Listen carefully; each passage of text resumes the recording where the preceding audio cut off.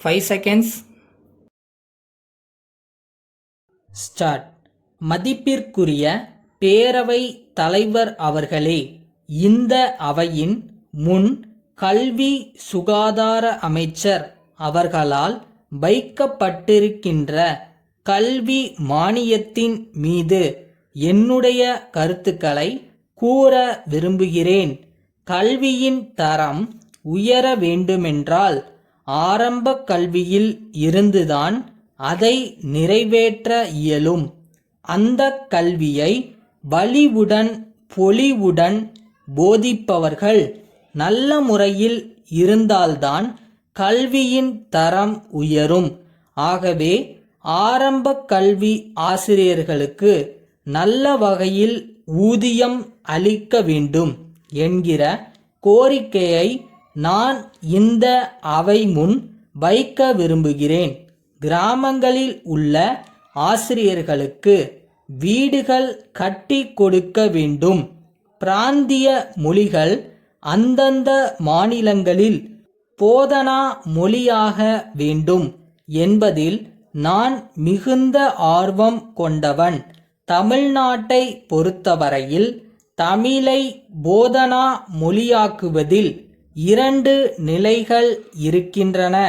ஒன்று, அரசை சார்ந்த கலைக்கல்லூரிகளில் போதனா மொழியாக தமிழ் கட்டாயமாக இருப்பது.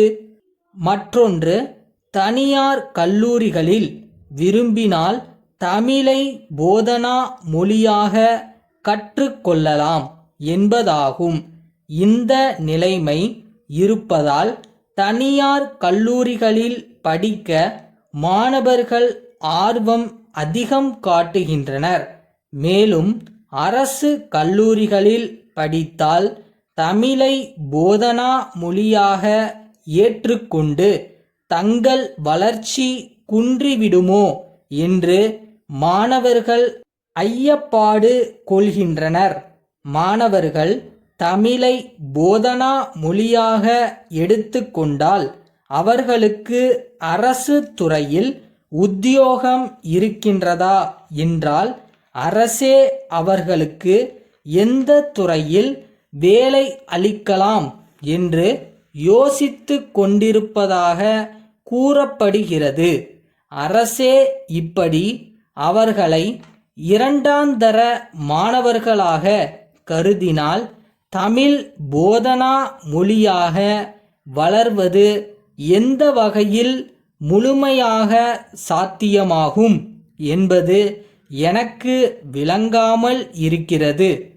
ஆனால் நான் உறுதியாகச் சொல்வேன், இந்த தலைமுறையில் இல்லாவிட்டாலும் அடுத்த தலைமுறையிலோ அல்லது ஒரு நூற்றாண்டு காலத்திற்குள்ளோ தமிழ் ஆட்சி மொழியாக போதனா மொழியாக நிச்சயம் வந்துதான் தீர வேண்டும்.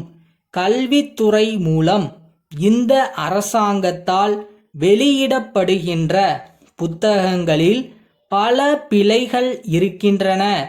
புத்தகங்களே பிழையாக இருந்தால் மாணவர்கள் எப்படி சரியாக கல்வி கற்க முடியும்? அரசாங்கத்தால் வெளியிடப்படும் புத்தகங்களை பிழையில்லாத முறையில் வெளியிட அரசாங்கம் முயற்சி எடுத்து கொள்ள வேண்டும்.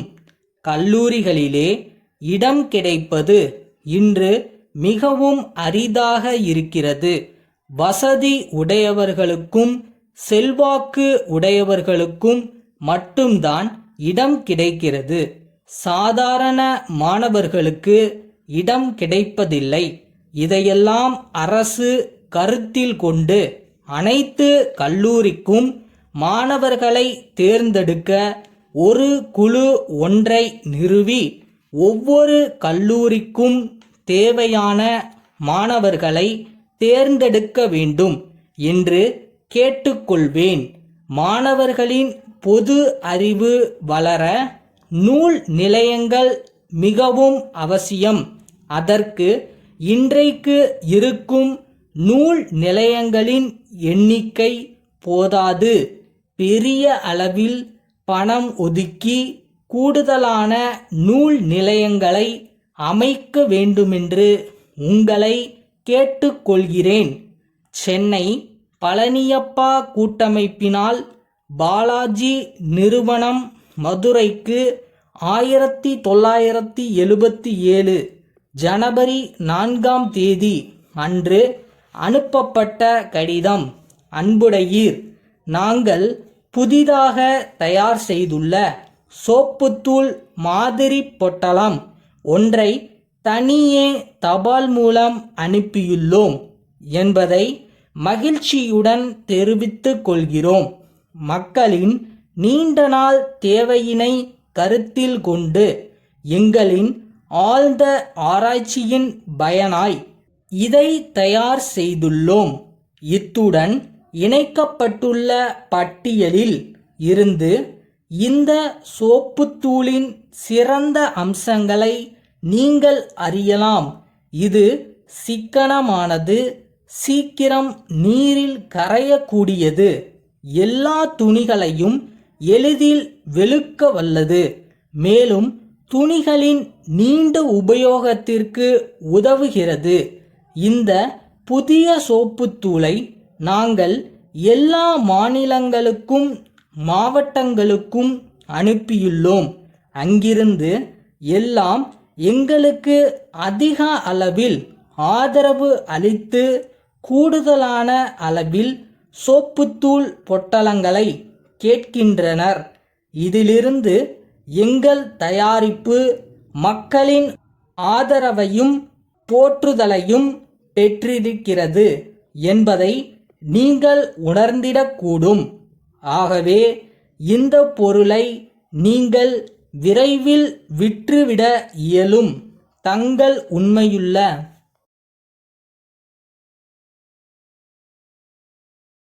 Your heart says go for it, go for it. நம்ம பண்ணுறது நம்ம கையில் தான் இருக்குது. யாரும் வந்து தடுக்க போகிறதில்ல.